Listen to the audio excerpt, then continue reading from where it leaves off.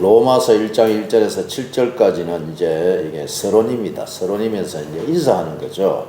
예수 그리스도의 종 바로 사도로 부르심을 받아서 하나님의 복음을 위하여 택정함을 입었으니 이렇게 말씀하죠. 바울은요 자기 자신을 예수 그리스도의 종으로 그리고 사도로 부르심을 받았다 이렇게 말씀하고 있죠. 왜 나를 사도로 그리고 예수 그리스도 종으로 불러주셨느냐? 그것은 바로 복음 때문에 나를 불렀다 이렇게 말씀하고 있죠. 그러면은 복음은 무엇인가? 이 복음은 하나님이 선지자를 통해 그의 아들에 관하여 성경에 미리 약속하신 것이다 이렇게 되어 있죠. 이 복음은요 하나님의 아들에 관한 것입니다. 복음으로 말할 것 같으면 육신으로는 다윗의 혈통에서 나셨고 성결의 영은 성령으로는 죽은 자 가운데서 부활하사 능력으로 하나님의 아들로 선포되신 분 바로 그분이 누구예요? 예수 그리스도. 예수 그리스도가 복음이라는 겁니다. 그러면서 로마에서 하나님의 사랑하심을 입고 성도로 부르심을 받은 모든 자에게 너희에게 은혜와 평강이 있기를 원하노라 이렇게 하면서 이제 인사를 하는 거죠. 로마 교회에 자신을 소개하고 인사를 하는 겁니다. 자, 그리고 이제 오늘 본문 로마서 1장 8절에서 17절의 말씀은 이제 바울이 로마에 가고자 한 목적입니다. 목적을 이야기해주고 복음의 정의를 여기서 딱 결론을 먼저 내리고 시작하는 거예요. 8절 9절에 보시면 내가 예수 그리스도를 말미암아 너희 모든 삶에 관하여 내 하나님께 감사함은 너희 믿음이 온 세상에 지금 전파되고 있는 것을 내가 들었다는 거죠. 브리스길라와 아굴라를 통해서 들었죠. 그러면서 9절에 보시면 내가 기도에 쉬지 않고 너희를 말하면서 내가 항상 기도하면서 너희에게 가고자 했다는 겁니다. 그러면은 바울이 왜 로마에 가고자 이렇게 했느냐? 로마에 가고자 한 목적이 두 가지가 나오죠. 그게 뭐죠? 11절입니다. 11절 읽어봅니다. 내가 너희 보기를 간절히 원하는 것은 어떤 신령한 은사를 너희에게 나누어 줘가지고 너희를 견고하게 하려 함이니 이렇게 되어 있죠. 신령한 은사를 내가 너희에게 나누어 줬을 때 이 안에는요 복음의 진리도 포함이 되어 있는 거예요. 그리고 15절에 보시면은 그러므로 나는 할 수 있는 대로 로마에 있는 너희에게 뭘 전하기를 복음 전하기를 원하노라. 진정한 복음의 의미를 제대로 내가 이야기해 주고 싶다는 거예요. 그러면서 이제 이 복음의 오늘 이제 본문 말씀이죠. 이 복음의 정의에 대해서 말씀하고 있습니다. 로마서 1장 몇 절이죠? 17절입니다. 17절을 외워야 되겠죠. 16, 17절을 다시 한번 읽어보시겠습니다. 내가 복음을 부끄러워하지 아니하노니 이 복음은 모든 믿는 자에게 구원을 주시는 하나님의 능력이 됨이라. 먼저는 유대인에게요 그리고 헬라인에게로다. 복음에는 하나님의 의가 나타나서 믿음으로 믿음에 이르게 하나니 기록된 바 오직 의인은 믿음으로 말미암아 살리라 함과 같으니라. 복음의 정의를 딱 이렇게 정의하고 있습니다. 여러분 복음이 뭡니까? 복음 물어보면 어떻게 여러분 대답합니까? 복음이 뭐지? 예? 복음이 뭐죠? 기쁜 소식이죠. 기쁜 소식. 구체적으로 말하면 예수 그리스도를 통한 구원의 기쁜 소식이라는 거예요. 그래서 이 복음의 여러분 주인공이 누구죠? 주체가 누구예요? 예수 그리스도입니다. 예수. 예수님이 빠지면 복음이 아닙니다. 김홍전 목사님이라는 분이 계세요. 김홍전 목사님의 책이 있으면요 다 사면 됩니다. 이거는 1등급이에요. 1등급. 최상위에 있는 책이에요. 김홍전이라는 목사님이요 복음이 무엇인가라는 책에 보면요 이분은 이렇게 정의를 해놨더라고요. 복음은 항상 들어도 기쁜 소식이다 이렇게 적어놨어요. 맞는 말씀이죠. 복음은 여러분 항상 들어도 기쁜 소식입니다. 우리가 살면서 복음을 들으면 항상 기뻐야 돼요. 여러분에게 복음이 필요합니까? 로마에 있는 너희에게 내가 복음 전하기를 원하노라 이렇게 되어 있죠. 여러분에게도 뭐가 필요하죠? 복음이 필요해요. 나 복음 들었는데 복음 듣고 내가 예수 믿었는데 아닙니다. 복음은요 계속해서 들어야 돼요. 할렐루야. 복음은요 계속해서 들어야 돼요. 계속해서 복음을 듣고 복음을 전해야 되는 거죠. 로마서 1장 15절에 보면 그러므로 나는 할 수 있는 대로 로마에 있는 너에게 복음을 전하기를 원하노라. 로마에 있는 사람들은 복음을 이미 들었고 예수를 믿고 구원받은 사람이었습니다. 그런데 로마에 교회가 있었죠. 교회 로마에 있는 성도들에게 복음을 전하기를 원한다 이렇게 말씀하고 있죠. 예수를 믿고 구원을 받았지만 계속해서 복음을 들어야 됩니다. 따라서 우리도 계속해서 뭐를 들어야 되죠? 복음을 계속해서 들어야 돼요. 우리도. 복음이라는 단어가요, 구약 성경에는 나오지 않고 신약 성경에 많이 나오는 단어예요. 근데 복음서가 있죠, 그죠? 사복음서가 있죠. 마태, 또요, 마가, 또 누가, 요한복음이 있죠. 근데 복음서보다 오히려 복음이 더 많이 나오는 성경이 어딜까요? 이게 로마서 1장이에요. 로마서 1장. 로마서 1장에 여러분 이 복음이라는 단어가 몇 번 나올까요? 7번 나옵니다. 7번. 완전 쓰죠. 로마서를 쓴 사람은 바울이라는 사람이죠. 참 대단한 사람입니다. 신약 성경이 총 몇 건이죠? 39, 27. 몇 건이죠? 27건 아닙니까? 이 27건 중에서요, 13건을 누가 썼습니까? 바울이 썼어요. 그러니까 27건에서 13건이면 거의 절반이란 말이에요. 히브리서를 누가 썼는지 모르거든요. 히브리서를 바울이 썼다고 하는 사람이 많은데, 만약에 히브리서를 바울이 썼다면 총 몇 건을 쓰게 되는 겁니까? 14건이란 말이에요. 14건. 바울만큼 복음의 정의에 대해서 잘 설명한 사람도 없죠. 그래서 오늘 로마서 1장 17절을 중심으로 제가 설교를 할 것인데, 이 1장 17절을 제대로 우리가 딱 알고 나면은요, 복음에 대한 정의를 우리가 정확하게 알고 이해하고 그리고 남들에게 말할 수 있는 거예요. 로마서 1장 16절에 보시면 내가 복음을 부끄러워하지 아니하노니 이 복음은 모든 믿는 자에게 구원을 주시는 하나님의 뭐가 되죠? 능력이 됨이라. 아멘.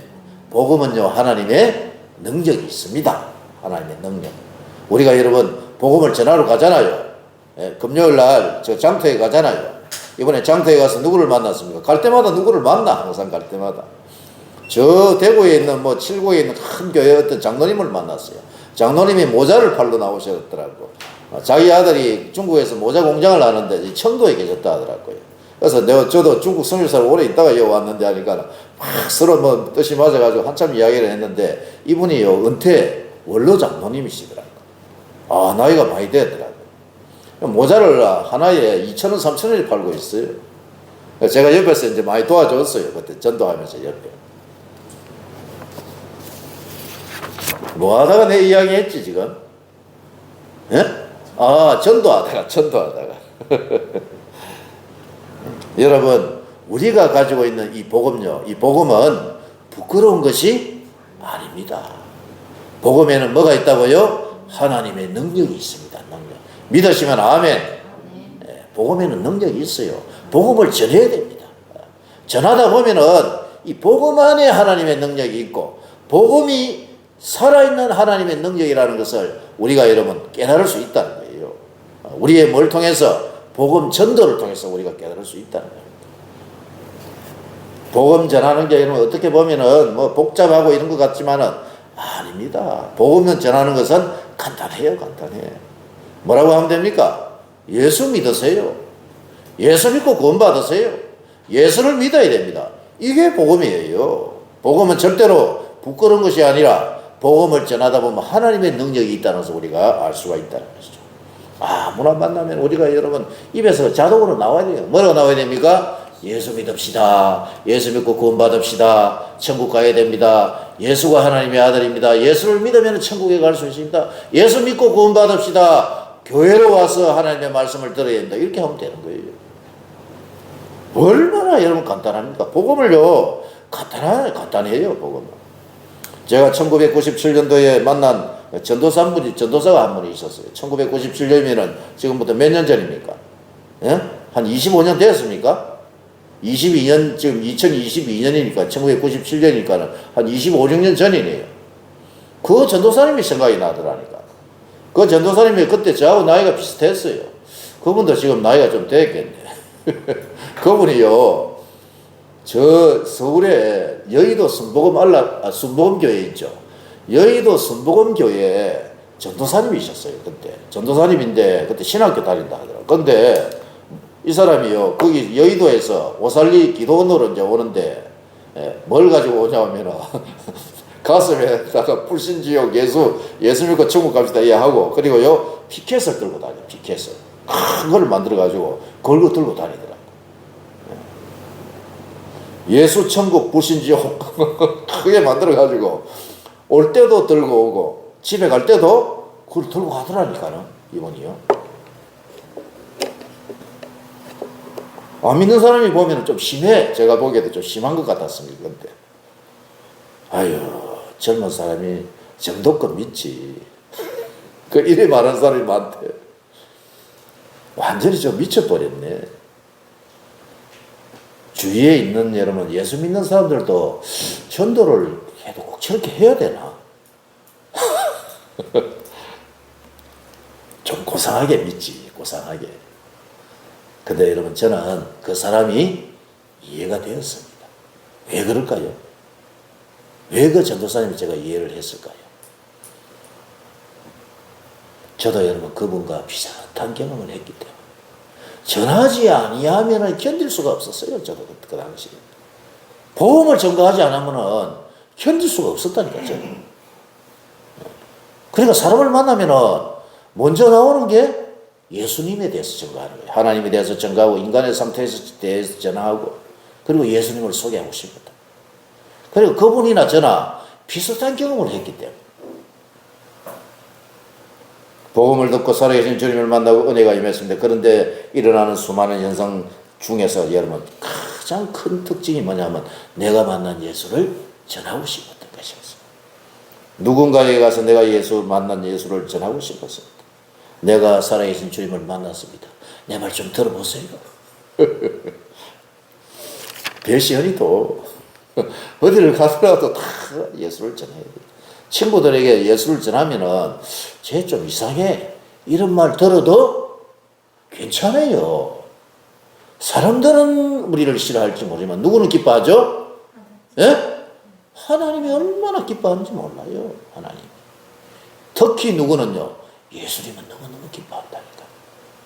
주님이 기뻐하시면 해야 하지 않겠습니까?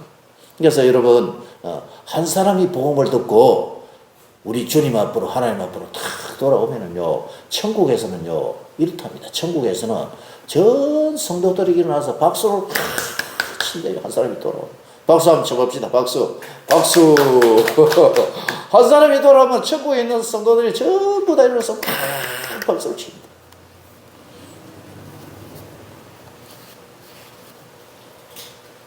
살아계신 주님을 만나면 내 심령에 놀라운 은혜가 임합니다.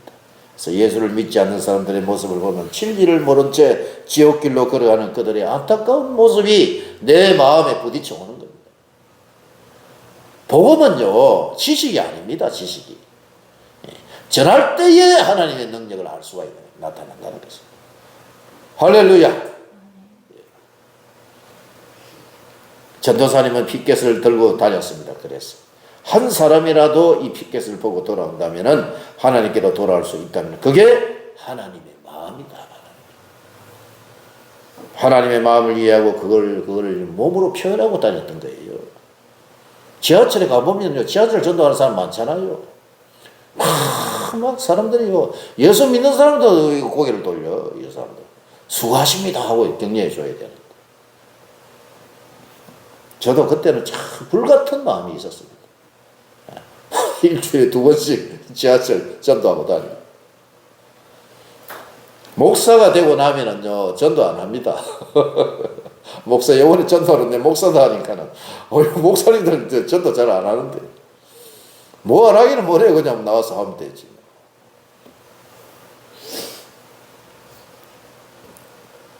친구들에게 너 예수를 믿어야 돼. 예수 믿어야 살 길이야, 그게.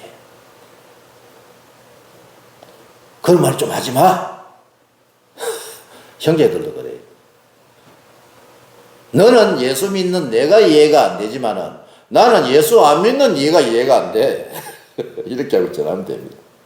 바울이 살아계신 주님을 만나고 나서 모든 믿는 자에게 구원을 주시는 이 하나님의 능력, 이 복음에 대한 확신이 있었다는 것입니다.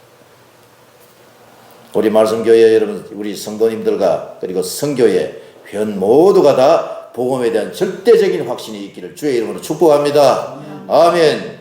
바울이 복음에 대한 정의를 잘 말씀하고 있습니다. 1장 17절이었죠. 복음에는 하나님의 의가 나타나서 믿음으로 믿음에 이르게 하나니 기록된 바 오직 의는 믿음으로 말미암아 살리라 함과 같으니라. 복음에는 뭐가 나타납니까? 여러분 17절을 잘 한번 읽어보세요. 복음에는 뭐가 나타난다고요? 하나님의 의가 나타난다는 거예요. 하나님의 의의 개념에 대해서 오늘 정확하게 이제 이해하고 가자는 거예요.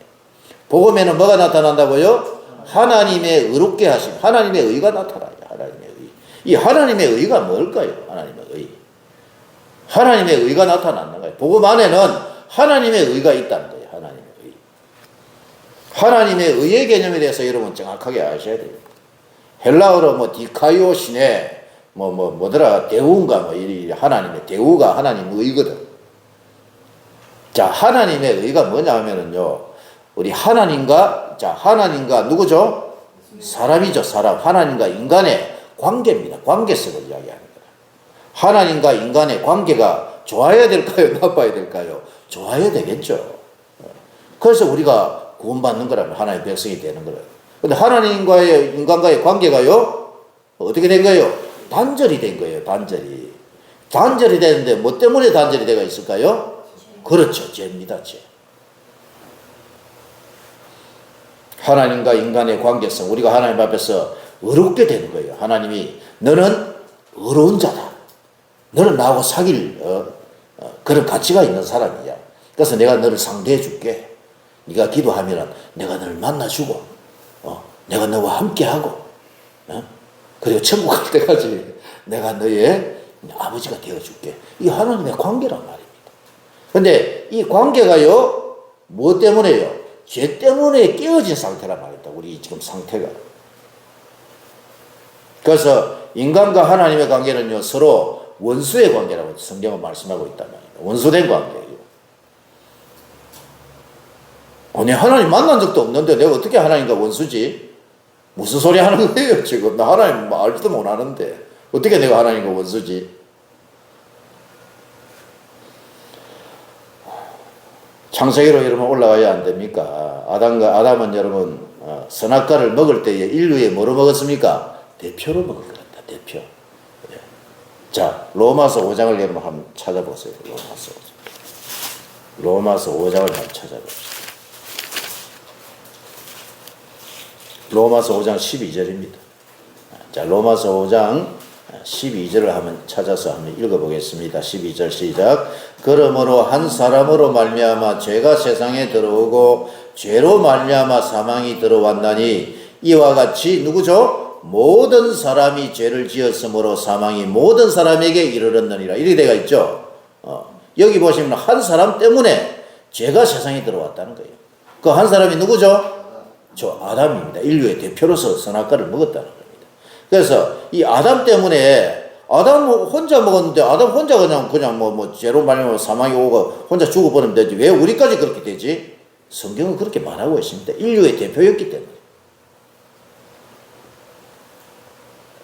다시 한번 12절을 읽어보십니다. 시작. 그러므로 한 사람으로 말미암아 죄가 세상에 들어오고 죄로 말미암아 사망이 들어왔나니 이와 같이 모든 사람이 죄를 지었으므로 사망이 모든 사람에게 이르렀느니라. 이렇게 말씀하고 있죠. 로마서 3장 23절에 보시면은 모든 사람이 죄를 범하였으며 하나님의 영광에 이르지 못함으로 이르게 되어 있습니다.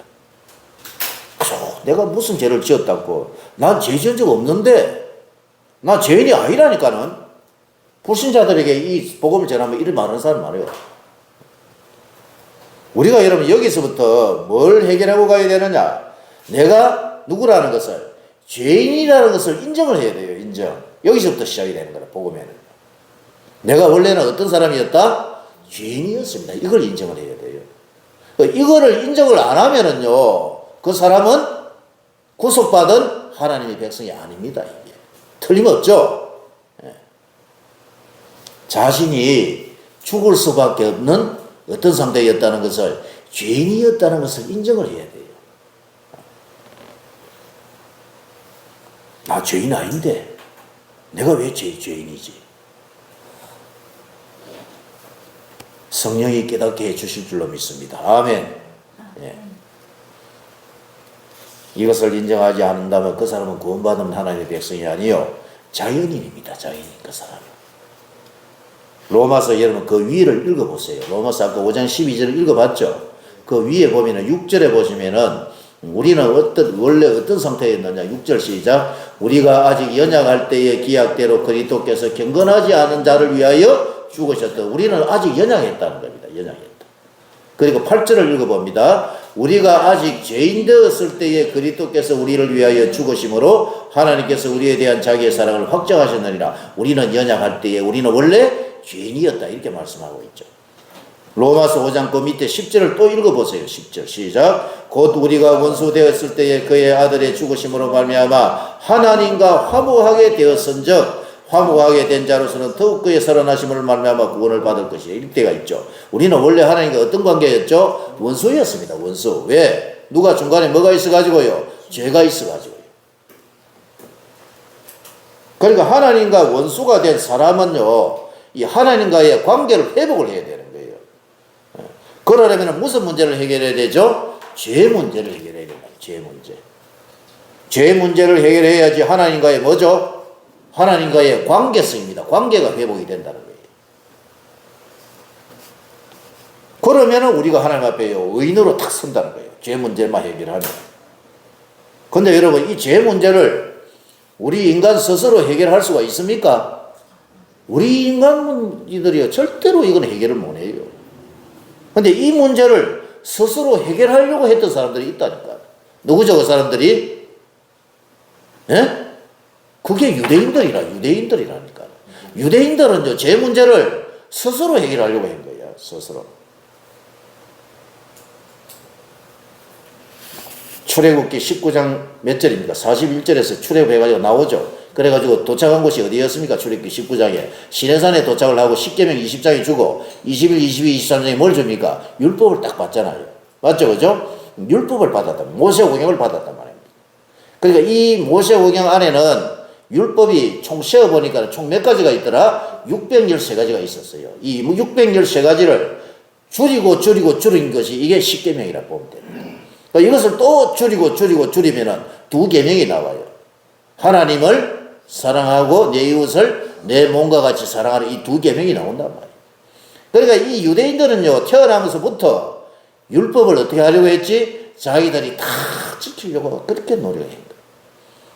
전부 다 지켜야지 어디에? 구원에 이를 수 있다라는 생각을 가졌단 말이에요. 그거를 여러분 잘 말씀하고 있는 거지. 가장 대표적인 말씀이 마태복음 19장이에요. 부자 청년이 예수님을 찾아옵니다. 예수님을 찾아와가지고 선생님, 내가 무슨 선한 일을 해야지 내가 영생을 얻을 수 있습니까? 라고 물어봤습니다. 그러자 예수님이 뭐라고 합니까? 네가 생명에 들어가려고 하면은 뭘 지켜라? 계명을 다 지키면 돼.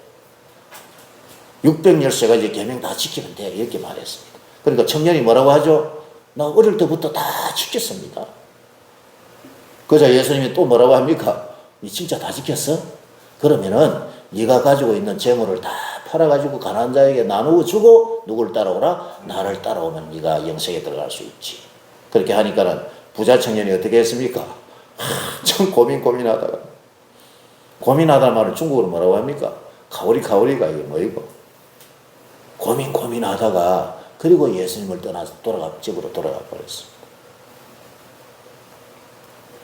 구약 성경의 계명이 613가지가 나옵니다. 네. 이 두 계명이 여러분, 이 두 계명, 하나님을 사랑하고 내 이웃을 내 몸과 같이 사랑하라는 이 계명 안에, 네, 이 계명에 뭐가 들어가 있는 거예요? 전부 다 613가지를 포함하고 있는 거예요. 그러니까 이 친구는요, 계명을 다 지켰습니까? 못 지켰습니까? 못 지킨 거예요. 가장 큰 계명을 못 지킨 거예요. 내 이웃을 내 몸과 같이 사랑할 수 있다면은 613가지의 율법을 지킬 수 있다는 것이죠. 자기는 율법을 다 지켰다고 생각했지만은 그는 율법을 지킨 것이 아닌 거예요. 그래서 예수님 하나님을 아신 겁니다. 사람이 율법을 다 지켜서 구원에 이를 수 있는 사람은 이 세상에 한 사람도 없다는 거예요. 그러면서 주님은 부자는 천국에 들어가기가 어렵다라고 했죠. 그래서 제자들이 주님께 와가지고 뭐라고 하느냐 하면, 그러면은요, 도대체 누가 구원을 받을 수가 있죠? 라고 물어봤을 때에 우리 주님은 마태복음 19장 26절에 뭐라고 하시느냐? 사람으로는 할 수가 없다. 그러나 하나님은 할 수 없다. 이렇게 말씀했어요. 하나님이 어떻게 할 수 있죠? 그 예수님 그 자신이라니까. 그래서 누구를 보내주신 거예요? 예수 그리스도를 이 땅에 보내주신 거라. 하나님이 이 땅에 육신을 입고 오신 것이었습니다. 그분이 바로 우리의 구주가 되시는 예수 그리스도가 아닙니다. 그래서 사람 스스로는 구원에 이를 수가 없기 때문에 누가 해주신 거예요? 사실은 하나님이 다 하는 거예요. 하나님이. 창세전에 그리스도 안에서 우리 하나님께서 우리를 뭐 했습니까? 우리를 에베소 1장에 보면 나오죠. 그리스도 안에서 우리를 택하사 그리스도 안에서 우리를 예정하시고 또 그리스도께서 이 땅에 육신의 몸을 입으시고 이 땅에 오셨고 실행을 하셨고 그리고 예수님이 십자가 지시고 모든 구속사역을 다 마치고 하늘로 부활해가지고 올라가시고 난 뒤에 그 뒤에는 누가 오십니까? 성령이 오셔가지고 구원의 적용사역을 하실 때에 이 하나님의 삼위 하나님의 구원의 이런 역사는요 재창조의 사역은 다 완성이 된 것이다 라는 것입니다. 할렐루야.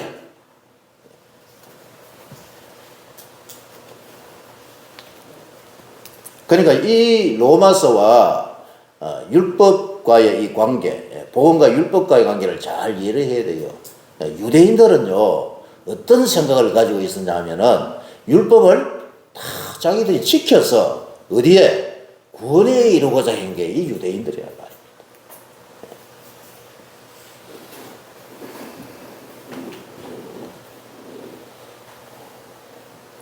사람 스스로가 구원에 이를 수 없기 때문에 하나님이 대신하신 것입니다. 그게 여러분 그 방법이 바로 우리가 너무나 잘 아는 십자가입니다. 십자가. 주님이 내 죄를 지고 내 대신에 십자가에 올라가셔서 내 대신에 피 흘리시고 썰찢어서 죽어 주신 것이었습니다. 그러면은 우리가 해야 할 일은 뭐죠, 여러분? 참 간단하면서도 어려운 거예요. 우리가 하나님 앞에서 어렵게 될 수 있는 방법이 뭡니까? 제 문제를 해결할 수 있는 유일한 방법이 뭐죠? 예수를 믿는 겁니다. 믿는 거. 이거라니까. 참 간단하면서도 어려운 거예요. 근데 이 예수가 그리스도라는 것을 예수님이 내 죄를 지고 십자가에 올라서 내 대신에 우리가 아닙니다. 나를 위해 십자가에 죽어주신 것을 여러분 내가 믿는 겁니까? 예? 내가 믿는 것 같지만 이것도 내가 믿는 게 아니라 사실은 성령으로 하지 아니하고는 예수를 주라 시인할 수 없다. 고린도서 12장 4절. 누가 해주신 것입니까? 하나님의 성령이 해주신 것입니다. 아멘. 참 놀라운 말씀이죠. 이게 그러니까 이 복음을 받아들이는 건요, 이거는 신비입니다. 신비예요. 신비.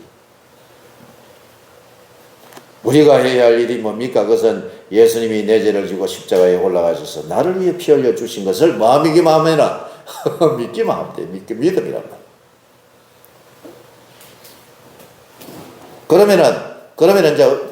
그러면 우리가요, 우리 사모님이 예수를 믿었단 말이라. 예수가 내 죄를 지고 십자가에 올라가신 것을 믿고 예수를 믿었단 말입니다. 그러면은 원래 죄인이었어. 누가요? 우리 사모님이 죄인이었단 말입니다. 그런데 하나님은 이제 그 이후로는 어떻게 하시느냐? 너는 이제부터 죄인이 아니라는 거예요. 왜 그렇죠, 집사님? 왜 그렇죠? 예수를 믿었기 때문에 하나님이 그걸 보시는 거예요. 사람이 행위를 어떤 좋은 선한 일을 행해가지고 구원에 이를 수 없음을 아셨기 때문에 아들 예수를 보내주셨고 그 예수를 믿었기 때문에 이제 우리는요 하나님 앞에서 뭐가 된 겁니까? 죄인이 아니라 어떻게 된 거예요? 의로운 자로 딱 이렇게 완전히 바뀌어버린 겁니다. 이게 뭐라고요? 이게 지입니다. 지. 하나님이 우리를 어떤 자로 인정해 주시죠? 의로운 자, 의인으로 인정해 주신다. 의인이 되었지만 아직도 우리는 뭡니까? 아직도 의인이야. 죄인이 아닙니다. 우리는 의인이지만 그래도 죄인인데요. 이 말도 사실은 맞는 말이라. 왜 의인이지만 죄인입니까? 매일매일 죄를 짓잖아. 근데 그 죄도 사실은 누구의 피로? 예수의 피로 다 사해 주시기 때문에 여전히 우리는 의인이 되었지만은 죄를 짓고 있지만은 여전히 뭐다? 여전히 의인입니다. 의인. 할렐루야. 참 재밌죠? 이거만 이해하면 끝난 거예요. 됐어요. 다 된 거예요. 17절이 이해한 거예요. 구약시대에는요, 얼마나 피곤했습니까? 죄를 지을 때마다 속죄 제사를 드려야 되잖아요. 죄를 지을 때마다, 제가 깨달아질 때마다 뭘 데리고 갑니까? 양이나 소나 뭐 짐승을 데리고 가가지고 손을 얹혀가지고 이런 죄를 지었습니다 하면 그 죄가 누구에게로 타고 넘어가죠? 짐승에게로 타고 그 짐승이 내 대신에 죽었잖아요. 그 짐승이 누구의 모형이자 그림자였죠? 예수 그리스도의 그림자의 모형입니다. 계속해서 그런 걸 해요. 우리는 그게 필요합니까? 안 필요합니까? 예수가 오셔서 이 율법의 그림자였던 모형이었던 이 5대 제사라든지 이 모든 의식법들을 예수님이 오셔서 다 이루어졌기 때문에 우리는 뭐 하기만 하면 된다? 믿기만 하면 됩니다. 믿는 것도 사실은 우리가 하는 것이 아니지. 하나님의 놀라운 은혜입니다. 죄를 지을 때마다 우리가 피를 흘린다면 살아남을 사람이 아무도 없습니다. 그래서 레위기에 보면 하나님께 나아가는 이 5가지 방법, 이것도 사실은 다 오신 예수 그리스도의 그림자였습니다. 그래서 히브리서 10장 1절에 보시면은 율법은 장차 올 좋은 일의 그림자일 뿐이요 참 형상이 아니므로 해마다 늘 드리는 같은 제사로 나오는 자들을 언제나 온전하게 하실 수 없느니라, 이렇게 되어 있죠. 그런데 이 제사를, 동물 제사를 누가 오셔서? 예수 그리스도께서 오셔서 단 한 번에 제사를 온전하게 해주셨다라는 것입니다. 히브리서 10장 14절에 그가 거룩하게 된 자들을 한 번의 제사로 온전하게 하셨다라고 하셨습니다.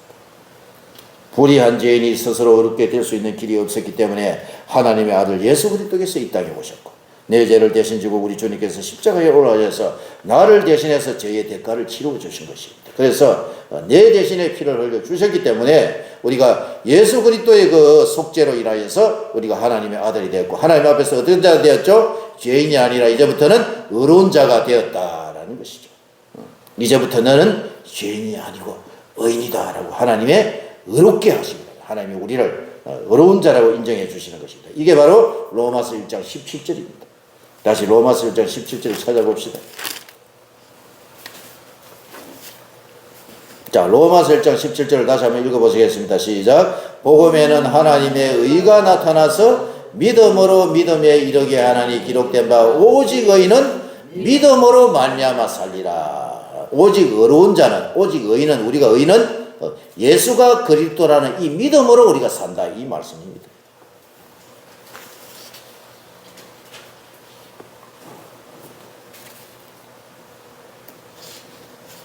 구약 성경에 보면은요, 의인이 최초로 의인된 사람 또 한 사람 나와요. 많이 나와요. 가장 대표적인 사람이 누구였죠? 예? 누굴까요? 갑자기 물어봐야 모르죠. 아브라함 아닙니까? 아브라함이에요. 아브라함이 하나님을 믿으니 이를 그로 그의 의로 여기시고, 기억납니까? 창세기 15장 6절. 그 말씀이다. 아니, 예수가 오지도 않았는데 어떻게 하나님께서 아브라함을 의로운 자로 인정해 주시지? 아브라함이 하나님을 믿었다, 이래 데가 있잖아요. 믿었을 때에 하나님이 그를 의로운 자로 인정해 주신 거란 말입니다. 아니, 예수가 오지도 않았는데 이 무슨 어떻게 된 일이지?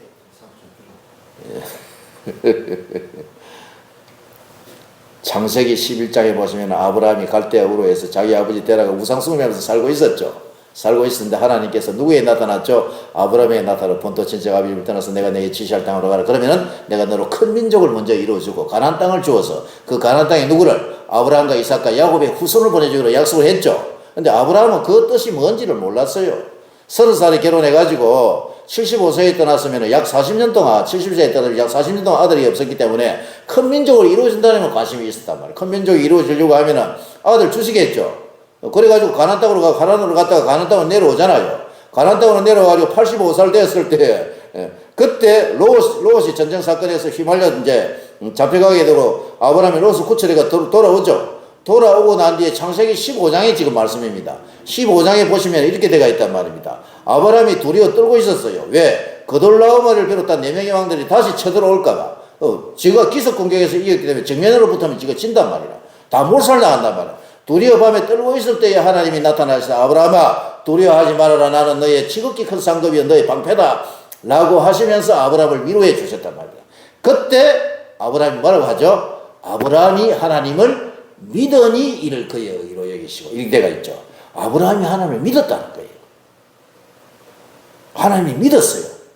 근데 뭘 믿었죠? 그냥 하나님을 그냥 무작정 믿은 거예요? 하나님이 뭘 믿은 거예요? 약속을 믿은 거라고요. 약속. 하나님의 약속. 세 가지 약속 내가 항상 이야기하잖아요.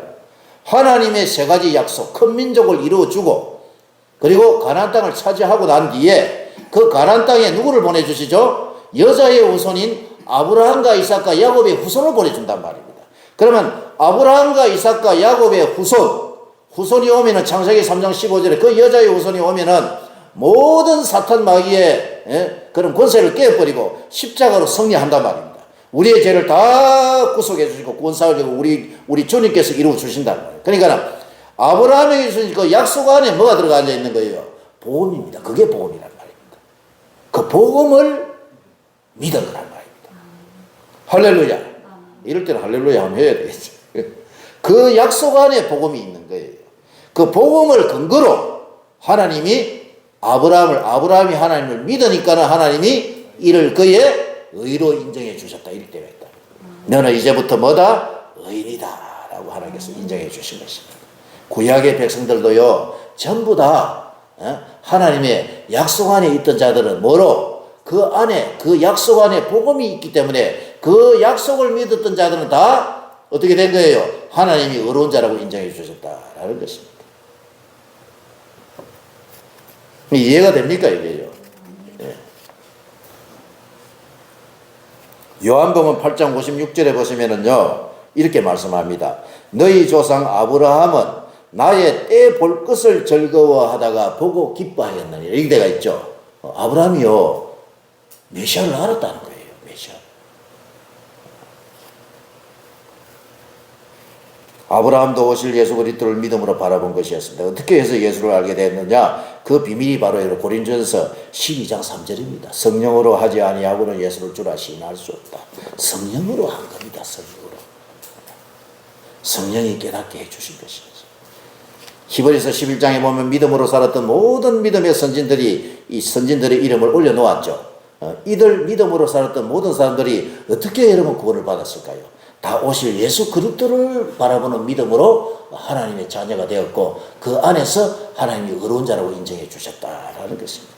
히브리서 11장 4절에도 믿음으로 아벨은 가인보다 더 나은 자식을 하나님께 드림으로 의로운 자라 하시는 증거를 얻었으니 하나님이 그 예물에 대하여 증언하십니다. 이렇게 되어 있죠. 아벨도 하나님이 뭐라고요? 죄인이 아니라 의인으로 인정해 주셨다. 이렇게 되어 있단 말입니다.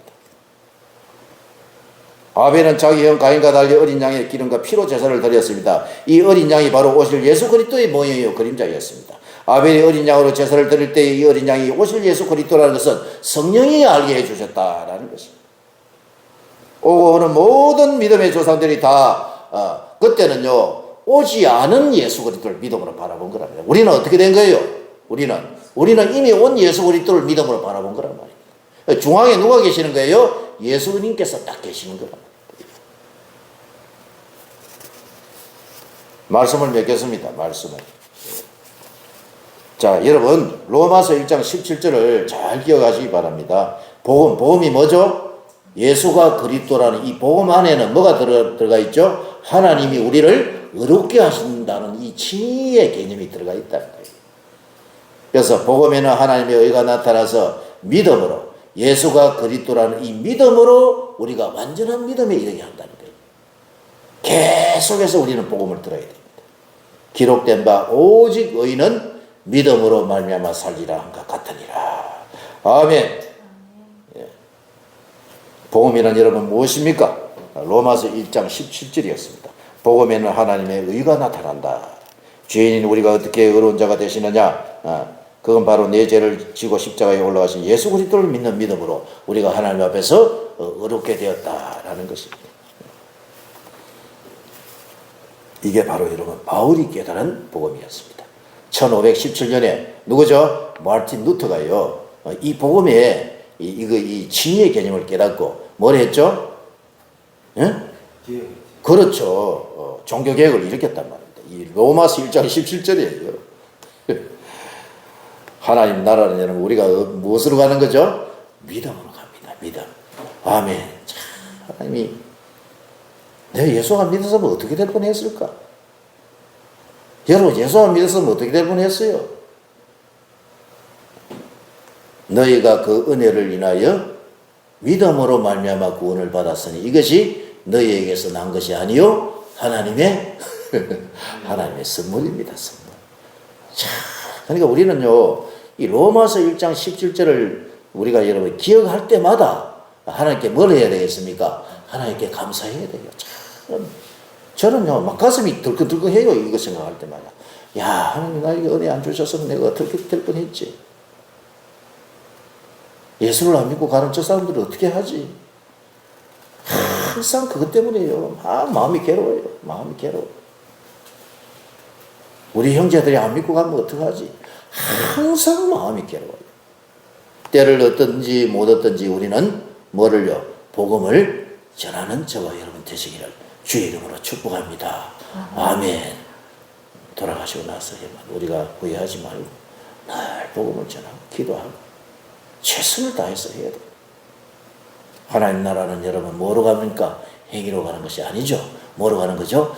믿음으로 가는 겁니다. 우리는 여전히 우리가 하나님 앞에서 아무리 큰 죄를 지었어도 회개하면 하나님께서 다 용서해 주시고 예수 그리스도의 보배로운 피로 우리 용서해 주실 것입니다. 그리고 우리는 하나님 앞에서 어떤 자로 서게 되는 거죠? 우리 하나님 앞에서 의인으로 서고 있는 거예요. 항상 하나님 앞에서 의로운 자로 서가 있는 겁니다. 누구 때문에? 누구 때문이죠? 예수님 때문에. 예수님.